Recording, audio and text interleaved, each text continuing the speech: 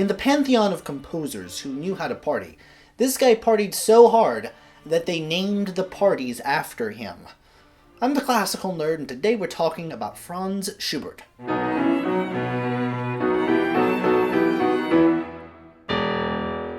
Schubert was born in Vienna in January 1797 to immigrant parents. His father hailed from the Czech region of Moravia, while his mother came from modern-day Poland. Franz was one of only 5 siblings who survived infancy.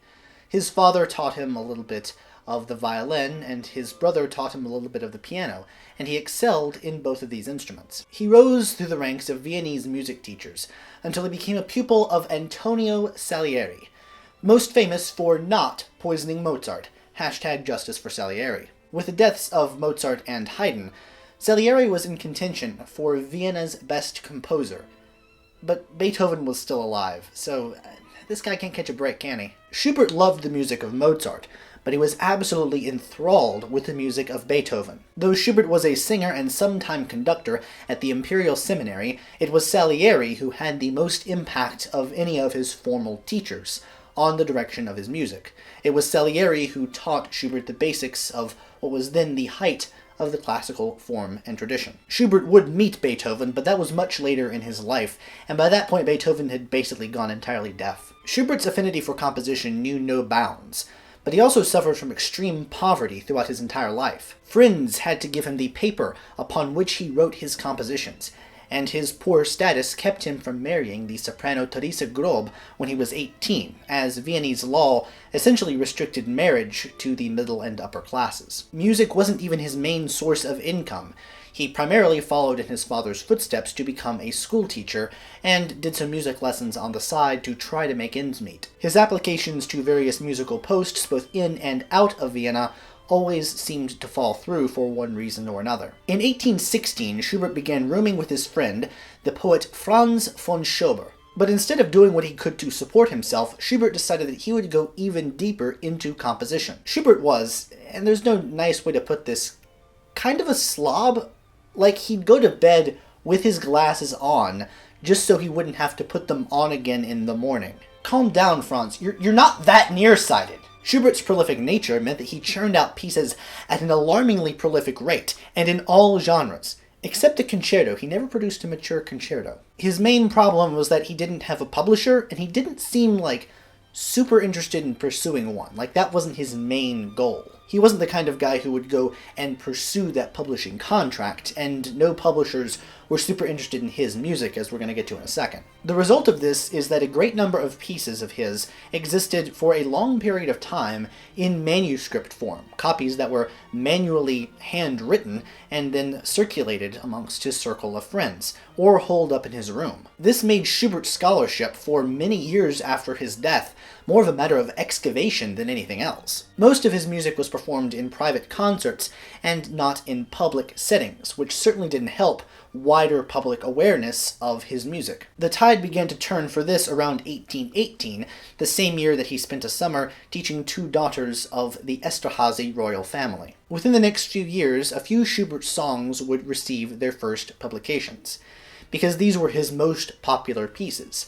Publishers who were otherwise wary to touch his music with a 10-foot pole thought that his popular songs, which had circulated in manuscript form for a long time, were a worthwhile investment. Songs, and vocal melodies in general, were a staple of Schubert's style to the point where you can see singing melodies even in his instrumental music. It just wasn't considered traditional enough as a whole to get him a consistent publishing contract with a big publishing firm. Engraving in those days was a time-consuming process, and if a publisher invested in a composer who wasn't that widely known and the pieces didn't sell, the publisher was out quite a bit of money. Schubert would end up writing over 600 songs, and he set poems from a whole bunch of different poets of German Romanticism, but he was especially fond of the poetry of Johann Wolfgang von Goethe, considered sort of the preeminent German Romantic poet. But when it came to musical philosophy, Schubert and Goethe could not be more different. Musical eras tend to lag behind similarly named artistic movements in other art forms by up to a generation.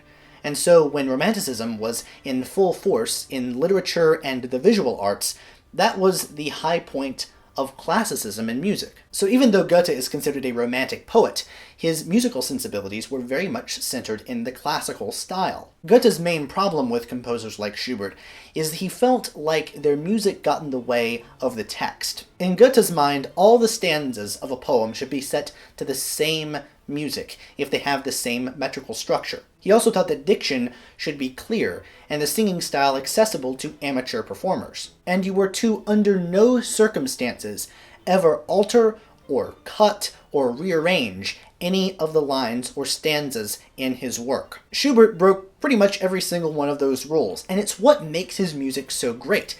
He could take a Goethe poem, or a poem by any of these romantic poets, and turn it into a true story. He's not just relaying the poem, he's interpreting the poem through the music. Because so many composers of this era set Goethe poetry, you can compare and contrast different settings of the same text.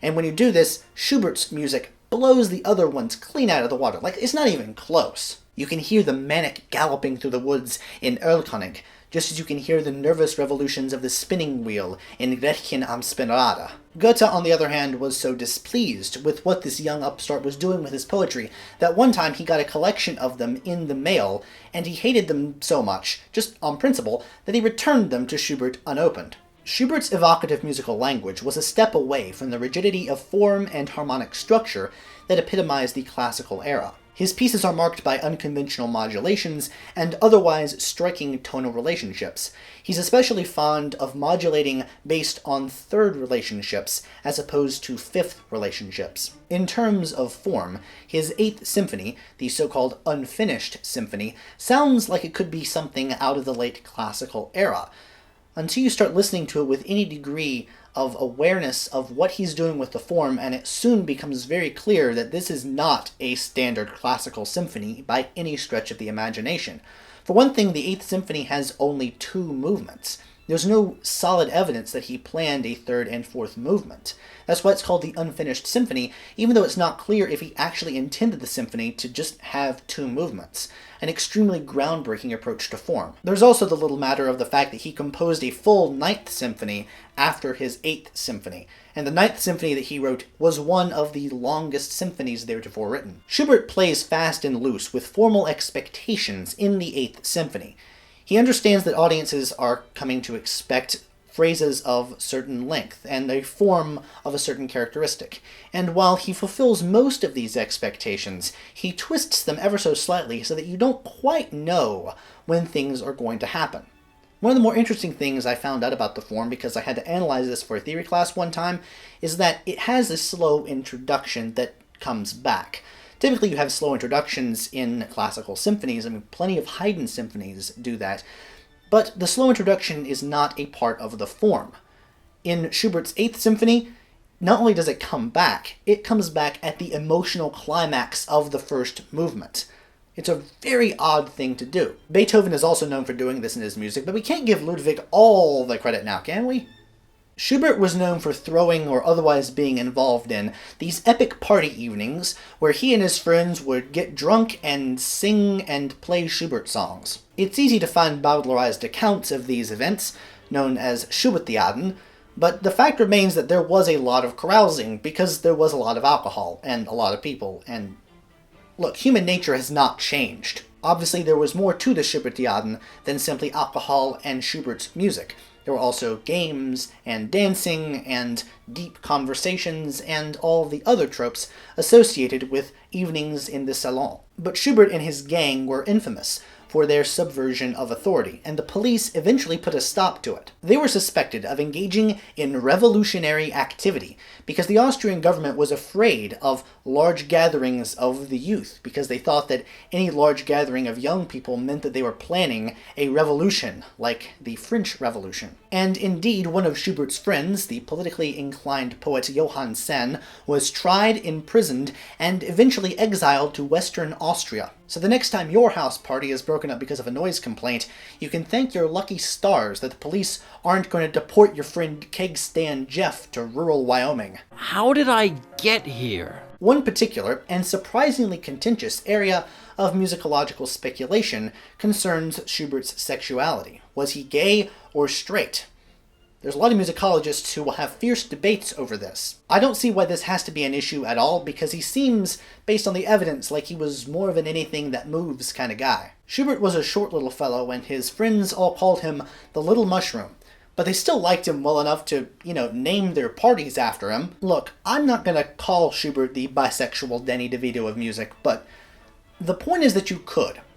That's all I'm saying. With all the vocal experience under his belt, Schubert felt like he had to write an opera. A lot of the other biographies on this channel chart the operatic failures of primarily non-operatic composers, and Schubert was no exception. After all, more goes into an opera than simply the ability to write music. Schubert chose bad libretti, and didn't have the greatest of luck when dealing with various producers. Yet despite this successive string of failures, and how much it must have hurt Schubert because he spent a lot of time writing them, and he had a great affinity for writing for the stage, he was still incredibly productive in all other genres while he was working on these big projects, which speaks to just how prolific Schubert could be. A lot of other composers, even otherwise prolific composers, have to stop work on everything for the time it takes them to write an opera. And he was just productive in all these other forms at the same time he was writing these operas that failed. He said that he was composing like a god, because he felt like the inspiration was just flowing through him, like he had to write the pieces that he was writing. These pieces include his late symphonies, including the unfinished, as well as his first song cycles. Die Schöne Müllerin was the first, and was followed up by Winterreise several years later. Both of these are staples of the art song repertory, and if you ever have a chance to hear any of these live, full, in concert, Do it. I heard Ian Bostridge do the complete Winterreise last year, and and yes, it was Beethoven who wrote the first song cycle, but it was Schubert who took it to the next level. He was more prolific as a song composer, and he understood how the song cycle could be used to great dramatic effect. Despite his outgoing personality, as evidenced by the hard partying, Schubert was a very introspective and very introverted guy, and he was more than happy to spend entire days, sometimes days on end, doing nothing but just writing music. "I have come into this world for no other purpose but to compose," he once said. It's in this period that we see an outpouring of fantastic chamber music, such as the Arpeggione Sonata for an instrument called the arpeggione, it's now played on the cello, as well as his 14th string quartet, known as the Death and the Maiden Quartet, because the second movement is variations on a song of the same name. Death takes a prominent place in his inspiration at this point because it was clear that he was suffering from syphilis, which was a then incurable disease. The only treatment was mercury-based, and it was arguably worse than letting the disease run its course unabated. Also, Beethoven, his artistic hero, had died, and though Schubert's health was rapidly failing, he was part of Beethoven's funeral, and in the final weeks of his life decided to take lessons in fugal writing, perhaps inspired by the great contrapuntal achievements of Beethoven's late chamber music. What, we're this far along in the video and you thought he lived?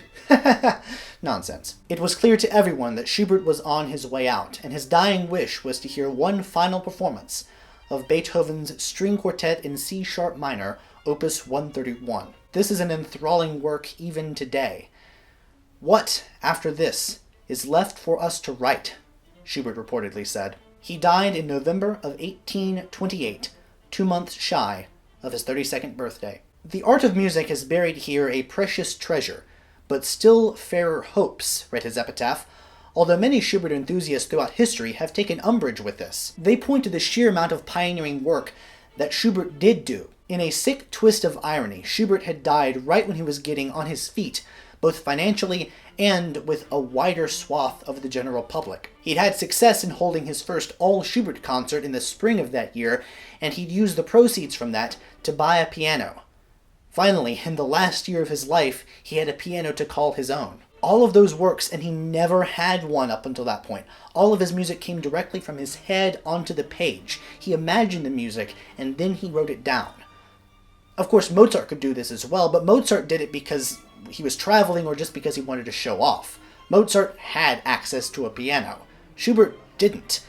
And not only did he do all this work because he had to write it without the aid of a piano, but he was also more prolific than perhaps any other composer in history. Because so much of Schubert's music was unpublished at his death, It was left to other musicians to sift through all of these manuscripts to try and create a definitive collection of Schubert's music. One such composer was Robert Schumann, who is credited with perhaps the single biggest discovery in all unpublished Schubertdom when he uncovered the score to the Ninth Symphony in 1838. This piece is known as the Great C Major Symphony, not just because it's a long piece, but rather to differentiate it from a smaller work, the Little C Major Symphony, which was number 6. Schumann loved the Ninth Symphony of Schubert, and it would serve as a point of departure for his own prodigious orchestral composition, although it must be said that Schubert was a much better orchestrator than Schumann ever was. And even though Schumann discovered it, it was up to Felix Mendelssohn to edit it and put together its first performance. A lot of his vocal works were known,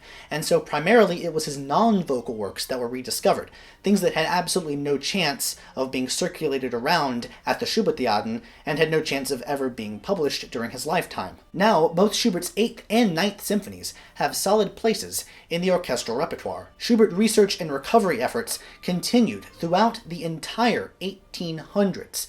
It was almost 1900 before the first critical edition of Schubert's works wrapped publication. And indeed, Schubert's Ninth Symphony ranks alongside Beethoven's Ninth Symphony as some of the most influential Ninth Symphonies, or even just symphonies, ever written. Many later composers loved Schubert to the point that they actively credited Schubert's music as being an influence on their own. It's not really worthwhile naming all the composers who credited Schubert and paid tribute to him in this way, because I'd end up naming half the composers in the Western canon. Everyone from Schumann to Mendelssohn to Gabriel Fauré to Anton Dvorak to Arthur Sullivan. Schubert combined a fantastic sense of vocal writing with beautiful melodies, poignant text painting, and a careful attention to craft that's often greatly overlooked. Even if he wrote nothing but songs, he would still be one of the most prolific and influential composers of his era. Next to Beethoven, Schubert is perhaps the most interesting composer of this era to analyze. His outward gracefulness and melodiousness obscures the structural experimentation that's always bubbling underneath. He was obviously influenced in this direction by the form-breaking efforts of Beethoven, but the difference between these two composers is that Beethoven didn't really have a great melodic gift. Sure, you can find great melodies in Beethoven pieces, but he wasn't really known for these long, singing, beautifully lyrical phrases like Schubert could write. Thus, the formal interest in Beethoven is more surface level. It's more obvious about how he's breaking the rules. Whereas in Schubert, he breaks the rules just a little bit in the service of making his music more interesting. In this light, it makes total sense as to why Schubert would adore Beethoven's Opus 131 string quartet, because this, more than any other piece, more than even the inclusion of vocal soloists and a full chorus in the final movement of Beethoven's Ninth Symphony, is his biggest and baddest effort into breaking the rules of form. Also like Beethoven, Schubert stands on the brink between the poise and grace of classicism and the emotional expressivity of Romanticism. In doing so, he elevated the German art song, the Lieder, to new heights. But he was so much more than just the song composer everyone knows. One cannot imagine the early days of the 19th century without his beautiful lyricism, abundant melody, intricate approach to form, and, like his epitaph, the promise of so much more.